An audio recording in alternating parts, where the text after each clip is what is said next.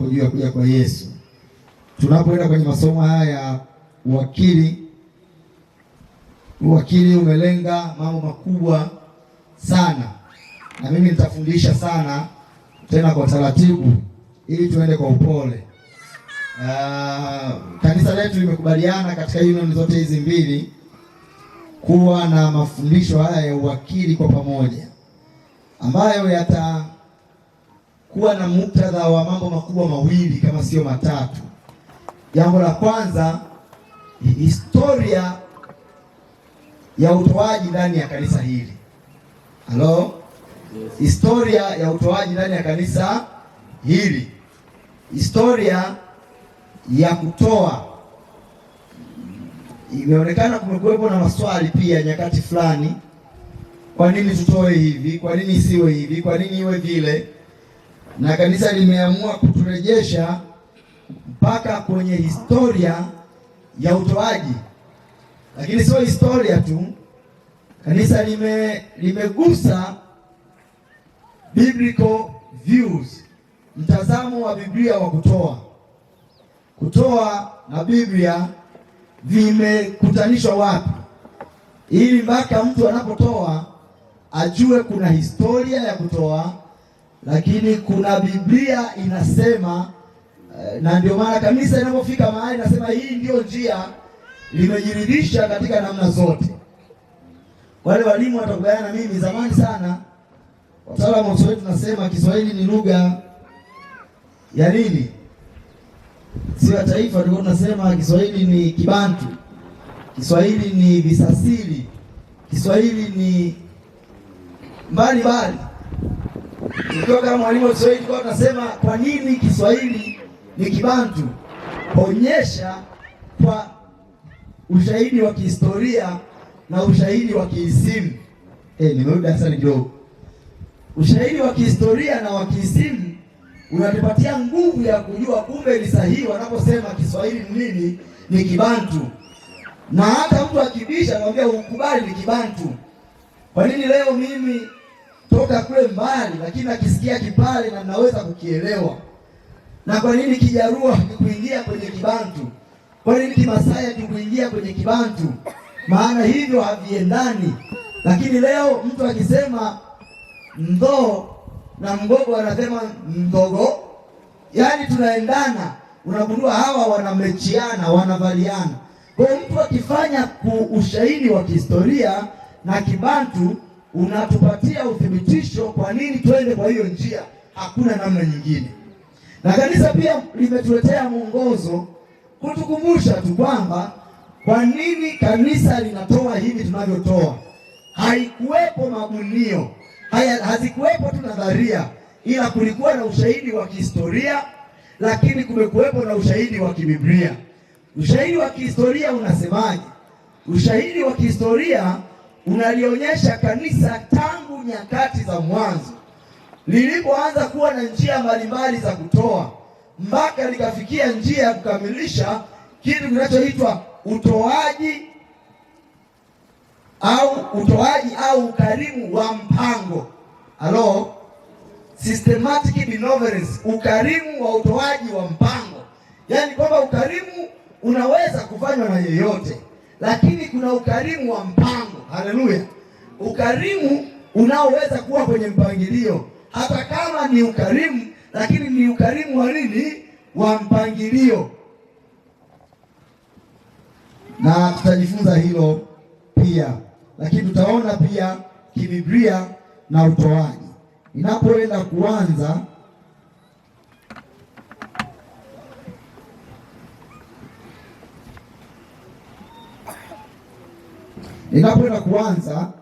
ninakukaribisha sasa ufuatane pamoja nami katika Biblia yako ili uweze kuelewa na nadharia mama ambayo tunatamani tuwe nayo. Siku ya kwanza kabisa tunatamani tujifunze masomo ya uwakili, masomo ya uwakili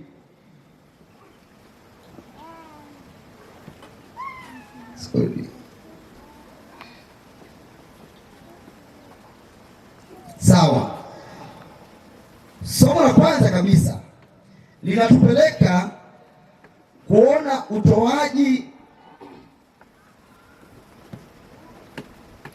na kujibu maswali ya msingi kati ya yale yanayotokea juu ya kutoa kwa uaminifu na asiyetoa kwa uaminifu. Swali la kwanza kabisa inatupeleka kujibu maswali dhidi ya yule anayetoa kwa uaminifu na asiyetoa kwa uaminifu. Tunapoanza tunatamani niweke kaneno kamoja. Niulize swali. Je, watu wote huwa tunatoa au kuna watu hawatoi? Anatoa kwa nani? Halo? Hata zaka na sadaka watu wanatoa. Swali ni moja tu, anatoa kwa nani? Asipotoa kwa Bwana atatoa wapi? Anapeleka wapi? Yule mume wako asipotoa kwako, kuna mahali anatoa. Halo? Huyo mwanamke asipotoa kwako, kuna mahali anatoa. Halo? Swali tu ni wapi anakogharimu, anakotoa. Maana wote tunatoa, wote tunatoa. Na sasa kwa kuwa mwanadamu hutoa, kwa asili wote wanatoa, ila hatima zao zinakuwa tofauti kwa vile wanaopokea matoleo yao ni tofauti. Halo? Wote tunatoa na hatima zao ama hatima zetu huwa ni tofauti. Kwa nini tofauti, mchungaji? Zinakuwa na utofauti kwa sababu ya wale wanaozipokea na tofauti wanaoileta kwenye maisha yao. Wale wanaopokea wanazo tofauti. Tunao watu waliotoa ili wapate utajiri. Halo? Umetoa. Tunao watu wanaokwenda kufanya kafara kila siku, wametoa. Lakini kuna watu wanaoenda sadaka na zaka, wametoa kanisani. Tofauti inatokea tu kwenye hatima yao, ya kwamba huyu anatoa kwa uzima wa milele, lakini huyu anatoa pasipo uzima wa nini? Wa milele. Na ndio maana mwandishi mahali pale akasema katika mapato yetu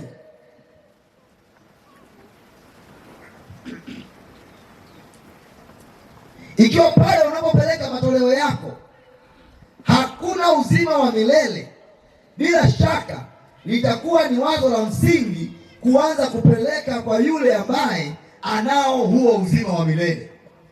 Hili sasa tafakari, ikiwa pale unapotoa wewe hapana uzima wa milele, ni lazima uanze kuwaza, wapi nitapeleka nipate uzima wa nini? Wa milele. Kwa maana hivi, mchungaji, uwakili unatamani kuleta picha pana kwenye maisha yako, ya kwamba kutoa kwako kunapaswa kuwaza maisha yako yatakuwa rehani mahali gani. Haleluya! Unaweka rehani familia yako mahali gani?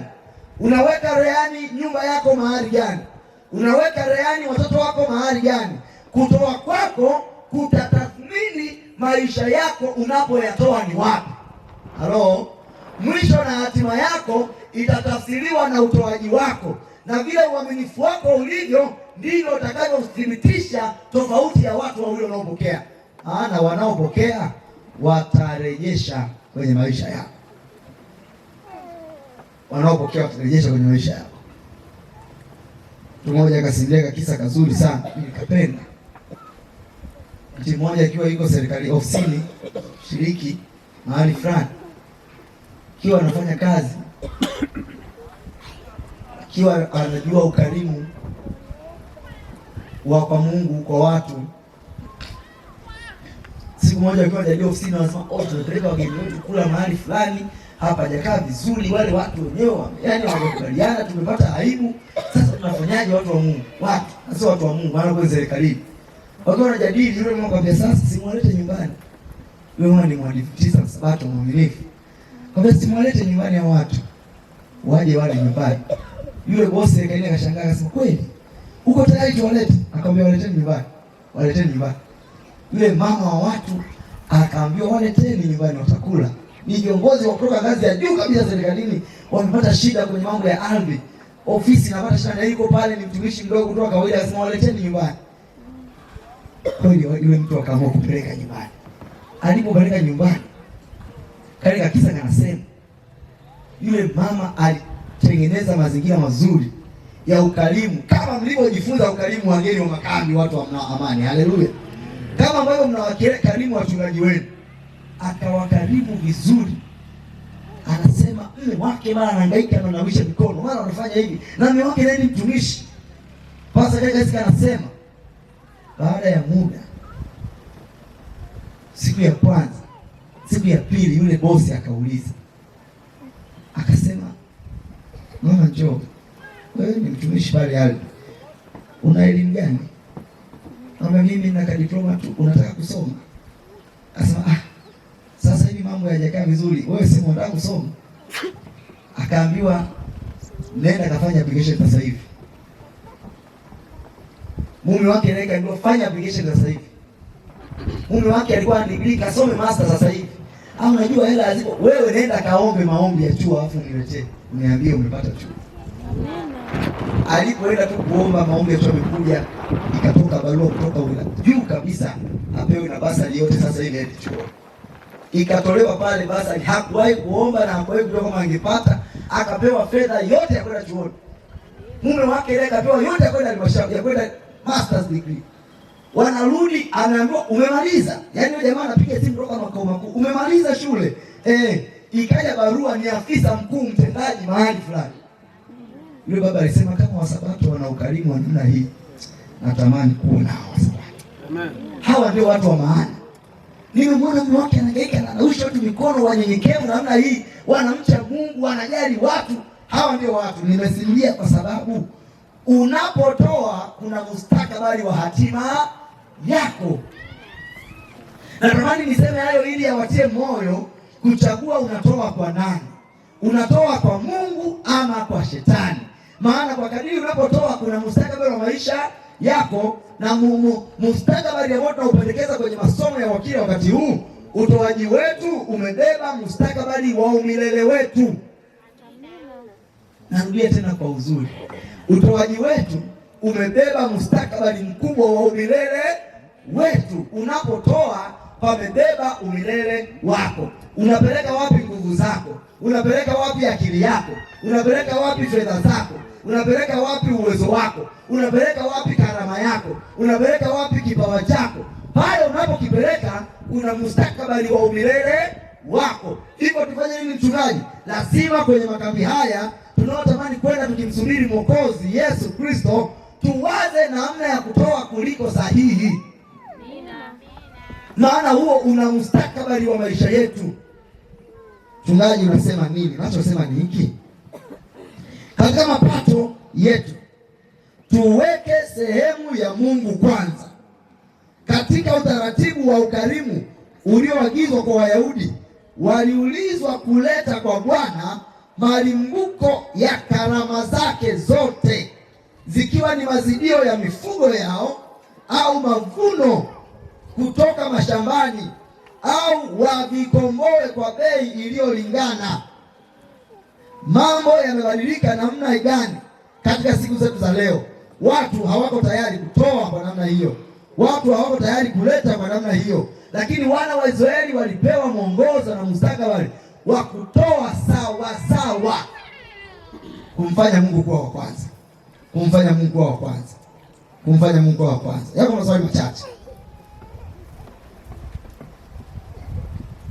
Wengi sasa madai ya mahitaji ya Mungu, ikiwa kwa vyovyote yanaangaliwa, huangaliwa mwishoni,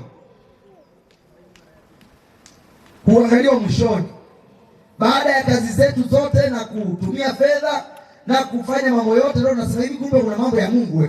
Ngoja tumuone. Napenda niutie moyo asubuhi ya leo, mtazame Mungu kwanza kabla ya mengine. Muweke Mungu kwanza kabla ya mengine. Yaani unapoenda kuvuna zile tangawizi, sema kwanza Mungu kabla ya mbegu yako. Maana hata hiyo mbegu unayorudisha hapo chini unajua hiyo mbegu unayorudisha hapo chini, ulishawahi kujua sayansi yake kwamba unamwagiaje maji inatoka? Ulishawahi kujua nini kinatokea mpaka zinaongezeka? Anayejua hiyo sayansi ni nani? Ni Mungu aliyebebanisha hiyo vichembechembe vya kwamba ukiweka itazaa, itakuwa kule. Ni yeye. Wewe unafukia alafu naacha maji yakitokea unaona tu imekuwa basi. Anayejua hiyo science yote huwa ni nani? Ni Mungu. Hazina zinapokuwepo mioyo inaenda huko. Lakini swali la mwisho la leo nitamalizia kesho.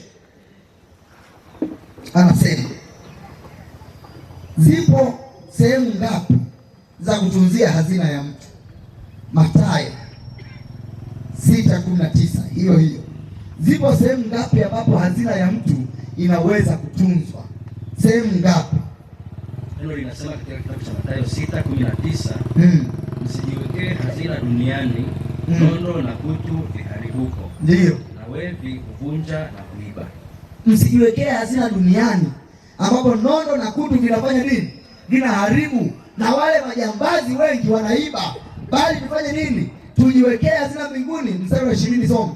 Bali jiwekeni hazina mbinguni, usikoharibika kitu kwa nondo wala kutu, wala wevi hawavunji wala hawaibi. Amina. Kwa hazina ziko ngapi hapa? Ni mbili tu. Uweke duniani ama uweke wapi? Mbinguni. Ngoja nikwambie msafiri mwenzangu wa mbinguni, hata kama una familia au huna familia, usichukulie mambo haya makubwa mawili. Chagua kuwekeza duniani au mbinguni. Na mimi nakutangazia, yeyote anayewekeza mbinguni anayapata na ya duniani. Kwani mimi si Yesu alisema? Ni Mathayo hiyo. Wakamuuliza tuambie, akamwambia mara zote mmetukufuata utapata nini? Akamwambia mtapata uzima wa milele mara 100 hapa duniani na baadaye uzima wa nini? Wa milele. Lakini wanaowekeza duniani hakuna uzima wa milele. Sio mpango wa shetani kutoa uzima wa milele. Yeye anachohitaji ni mauti ya milele, maana yeye mwenyewe hana huo umilele tayari. Ila Mungu unapowekeza mbinguni ameahidi, maana uzima wa milele ndio ajenda yake. Maana anasema sitamani hata mtu mmoja apotee, bali wote wafanye nini? Wafikie toba na waokolewe. Kwa hiyo unapowekeza duniani utapoteza. Ndio, unaweza kuonekana na furaha kwa muda, unaweza kuonekana na mali kwa muda, unaweza kuonekana mjanja downtown kwa muda, unaweza kunyanyasa watu kuna vielela vyako kwa muda tu, lakini sio milele. Unaweza kuwa kiongozi na tisha watu hapo kwa muda tu, sio milele. Unaweza kuonekana unafanikiwa ukimobilize watu, sisi tutagoma, sisi tutafanya hivi, ni sawa, sio milele. Wekeza kwa uzima wa nini? Maana hata ukifanya hayo utakuwa na uzima wa milele. Mwisho kabisa, kila hazina inapotunzwa pana mkuu wake, na hawa wakuu wawili wanapokea zaka na sadaka. Kila hazina inapotunzwa kuna mkuu wake, na hawa wakuu wawili wote wanapokea zaka na sadaka. Na kabla sijasema hata fungu moja, msomaji, soma Yohana 12 mstari wa 31. Nani anayepokea zaka na sadaka zetu? 12 mstari wa 31. Kila hazina inapotunzwa pana mkuu wake anayelinda hizo hazina, na hawa wote wawili wanapokea zaka na sadaka. Wote wanapokea. Soma msomaji. Kitabu cha Yohana 12 na mstari wa 31 anasema, ndio. Sasa hukumu ya ulimwengu huu ipo sasa, mkuu wa ulimwengu huu atatupwa nje. Mkuu wa ulimwengu huu atafanya nini? Atatupwa nje. Atatupwa nje. Maana yupo mkuu wa ulimwengu huu. Lakini Mathayo 6:9 soma. Hii niweke vizuri ninapoelezea. Kila hazina inapotunzwa pana mkuu wake. Hawa wakuu wawili wanapokea zaka na sadaka. Wa kwanza ni mkuu wa ulimwengu huu. Yesu anamtangaza, anasema yupo. Na Ufunuo 12 yupo anamsema. Maana yeye ni mkuu wa ulimwengu huu. Unaweza kusema ni kweli mimi ni muumbaji, lakini nimemuona anayetawala. Unajua unaweza kuwa mchungaji hapa, lakini kuna mkuu anayetawala. Halo, kuna mahali unaweza kwenda mzee wa kanisa Mtemo, kuna mahali unaweza ukaenda ukawa ni mzee wa kanisa, ila ndani ya watu wako ndani kuna mkuu anayetawala. Huwa wapo. Administration wise inasema hivi. Nikiwa chaplain miaka mingi mahali fulani tukawaambia vijana wetu walikuwa wanagoma. Tukacheka sana mchungaji mwenzangu, sema unaona hao sio kwamba wanagoma wajui, kuna mkuu yuko hapo ndani. Yupo hapo ndani. Akisema hajachaguliwa, hajavotiwa, hana kura yoyote, lakini yupo hapo ndani. Wanamsikiliza. Kwa hiyo Yesu mwenyewe alijua kwamba hata kama sijamchagua shetani, lakini kwa sasa ndiye mkuu. Lazima mtambue, akasema huyo ndio mkuu. Kwani ni uongo ama ukweli? Kwani alichaguliwa kuwa mkuu na hii dunia? Si alitupwa tu kama sehemu ya adhabu. Lakini sasa ni nani? Ni mkuu, anatawala. Anatawala. Yaani Mungu anasikiliza kwa baba, lakini shetani yuko very speedy. Na anasema ninyi ni wa baba yenu nani? Ibilisi, na tamaa zake ndizo zinazotamani kuzifanya nini? Kuzifanya. Mkuu wa giza na dunia hii. Soma mswali. Ndiyo. Anasema basi ninyi salini hivi. Sawa. Baba yetu uliye mbinguni, jina lako litukuzwe, ufalme wako uje. Amina. Mkuu wa dunia hii ni shetani. Lakini mkuu wa dunia wa mbingu ni nani? Ni Mungu mwenyewe. Lakini habari njema, aliye mkuu wa mbingu ndiye mkuu hata wa dunia hii, anatawala. Bado ametangaza kushindia. Iweke hazina yako hapo. Haleluya. Iweke hazina yako wapi? Biblia inasema jiwekee hazina yako mbinguni, mahali ambapo kutu wala nondo haviwezi kuharibu. Nondo haifiki, kutu haifiki. Weka hazina yako hapo. Bwana awabariki sana. Kesho tutaanza kuruhusu swali, kwa sababu ya muda nikomee hapo. Niwaalike tusimame, tunapenda kuomba. Tuombe. Baba Mungu wa mbinguni, tunakushukuru sana kwa wema wako. Kuwa nasi, jina lako litukuzwe sana. Tunapoanza mianzo hii ya kambi hili kujifunza utoaji, historia ya utoaji, lakini mguso uliopo kati ya kutoa na roho zetu, uhusiano mkubwa kati ya kutoa, ya kwamba tendo la kutoa ni tendo la rohoni, japo linatendeka mwilini na kwenye macho yetu, lina uhusiano mkubwa. Tunaomba tusaidie kuelewa na livushe mioyo yetu kwa kambi haya, kuongeza hatua kubwa za uaminifu wetu, ili tuchague nani tunayemtolea na wapi tunapeleka hazina zetu. Bariki vipindi vinavyoendelea katika jina la Yesu Kristo. Amen.